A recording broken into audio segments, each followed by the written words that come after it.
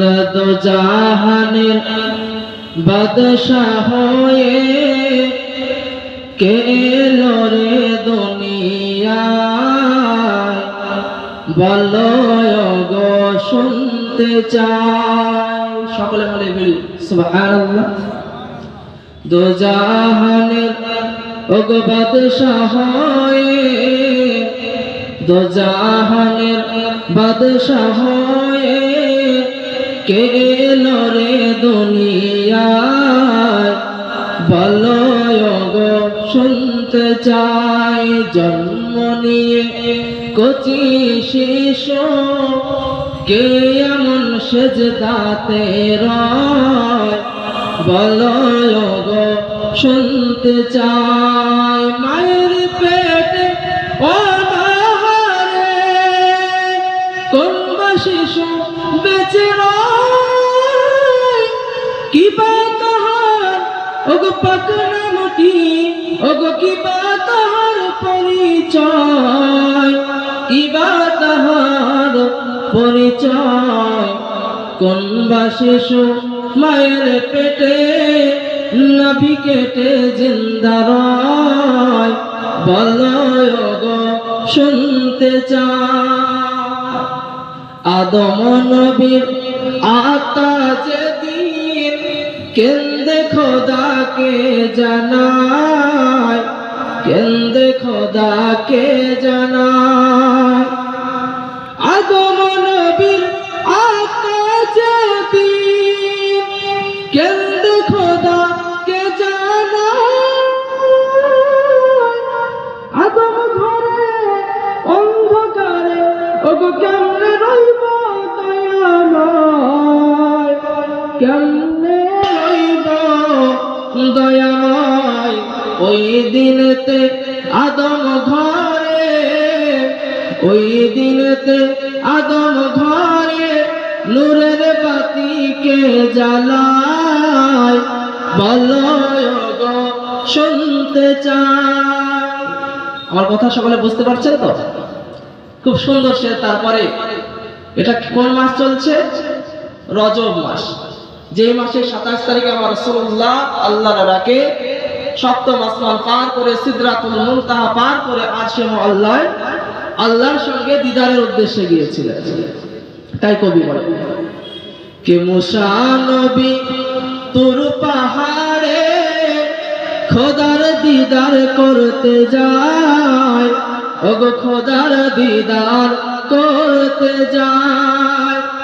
মুসা নবী তুর পাহাড়ে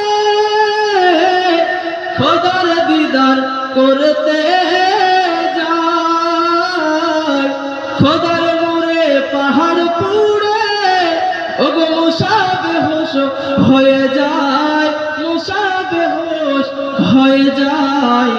কোন বা নবী ওই আল্লাহর সঙ্গে, কোন বা নবী ওই আল্লাহর সঙ্গে স্বয়ং দিদার করতে যায়, বলো গো শুনতে চাই। নমরুদের ওই অগ্নি কুণ্ড দৌদ করে জ্বলে যায়, দৌদ করে জ্বলে যায়। নমরুদের অগ্নি কুণ্ড দৌদ করে জ্বলে যায়। সেই অগ্নিতে খলিলুল্লাহ ওগো আরামেতে বসে রয়, ওগো আরামেতে বসে রয়। কার দোয়াতে সেই অগ্নি কুণ্ড ফুল বাগিচা পয়দা হয়, বলো গো শুনতে চাই। শেষ ছন্দ কবি কত সুন্দর লিখেছেন দেখুন। আচ্ছা, তার আগে বলুন তো আমাদের আদি পিতা তিনার নাম কি? কথা বলেন। আমাদের আদি পিতার নাম হযরত আদম আলাইহিস সালাম, এবং আমাদের জাতি পিতা তিনার নাম হযরত ইব্রাহিম আলাইহিস সালাম। আচ্ছা বলুন তো আমার রাসূলুল্লাহ আগে জন্মিয়েছেন না হযরত আদম আলাইহিস সালাম জন্মিয়েছেন? হাদিস শরীফের মধ্যে এসেছে আমার রাসূলুল্লাহ আগে জন্মিয়েছে। তো আমাদের আদি পিতা হযরত আদম আলাইহিস সালাম, সেই দিক দিয়ে দেখতে গেলে আমার রাসূলুল্লাহর আদি পিতা কিন্তু হযরত আদম আলাইহিস সালাম হন। কিন্তু এটা জাহিরি দিক দিয়ে, বাতিনি দিক দিয়ে দেখতে গেলে কবি কত সুন্দর লিখেছেন দেখুন, আমার এই শেরের মাধ্যমে আপনারা বুঝে যাবেন। জাহিরিতে পুত্র তুমি, আদম তোমার পিতা হয়, আদম তোমার পিতা হয়।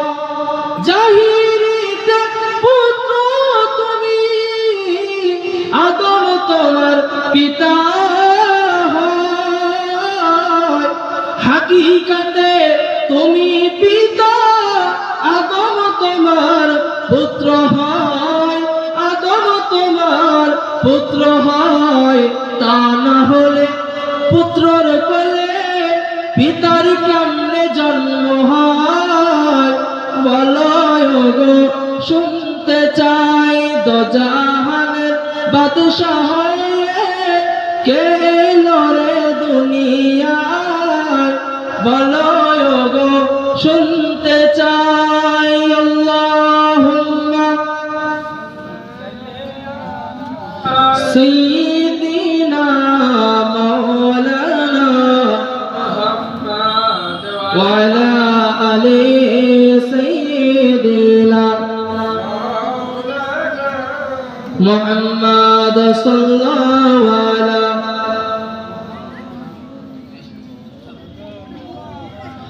मोहम्मद हरदम जबान से निकालो पाक नामे मोहम्मद हरदम जबान शफीआना मोहम्मद सल्लल्लाहु ताआला अलैहि वसल्लम।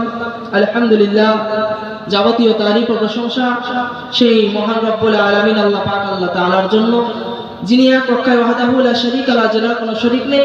তিনার পরে পরে তিনার প্রিয় হাবিব মুআমিন আল্লাহ আব্দুল্লাহ দুলাল মাক্কার সরদার, দোনো জাহানের মালিক ও মুক্তার, যিনাকে সৃষ্টি না করিলে কিছুই সৃষ্টি করা হতো না, সেই নবীর প্রতি অগণিত দুরূদ ও সালাম শান্তির ধারায় বর্ষিত হোক, কর্পিত হোক। সকলে বলুন আল্লাহুম্মা আমিন। পবিত্র কোরআন অটুট বিধান, যার মধ্যে কোনো রকম সন্দেহ নেই, সেই পবিত্র কালাম হইতে এক টুকরা মাশহুর ও মারুফ আয়াত তেলাওয়াত করেছি।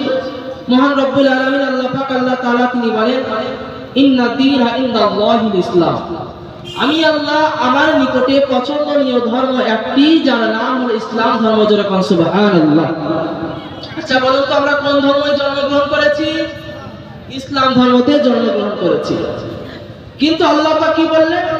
আমার নিকটে পছন্দনীয় ধর্ম একটি, যার নাম হলো ইসলাম ধর্ম। একবার জোরে সোরে সকলে বলি আলহামদুলিল্লাহ। কারণ আল্লাহ পাক নিজের পছন্দনীয় ধর্মতে আমাদেরকে জন্মগ্রহণ করিয়েছেন। শুধু তাই নয়, আমরা কোন নবীর উম্মত? আখিরি জামানার পয়গম্বর মুহাম্মদ রাসূলুল্লাহ সাল্লাল্লাহু তাআলা আলাইহি ওয়াসাল্লামের উম্মত। যে নবীর উম্মত হওয়ার জন্য নবীরা পর্যন্ত আশায় ছিলেন। হযরত ঈসা আলাইহিস সালাম আল্লাহর কাছে কি বলেছিলেন? আয় আল্লাহ, আমি যদি নবী না হয়ে শেষ নবীর উম্মত হতে পারতাম, নিজেকে ধন্য মনে করতাম। তো আমরা তো আল্লাহর নিকটে কেউ চাইনি, বিনা চাওয়াতে আল্লাহ নিজের নবী, যে নবীকে তৈরি না করলে, সৃষ্টি না করিলে, আল্লাহ পাক বলছেন আমি নিজের রুবুবিয়তকে প্রকাশ করতাম না, না জান্নাতকে তৈরি করতাম, না জাহান্নামকে তৈরি করতাম, না আসমানকে তৈরি করতাম, না জমিনকে তৈরি করতাম, আমি কিছুই সৃষ্টি করতাম না। সেই নবীকে তৈরি করেছেন শুধুমাত্র আল্লাহ নিজের রুবুবিয়তকে প্রকাশ করার জন্য, এবং আমাদেরকে সেই নবীর উম্মত করে দুনিয়াতে জন্মগ্রহণ করেছে। সকলে মিলে একবার বলি আলহামদুলিল্লাহ।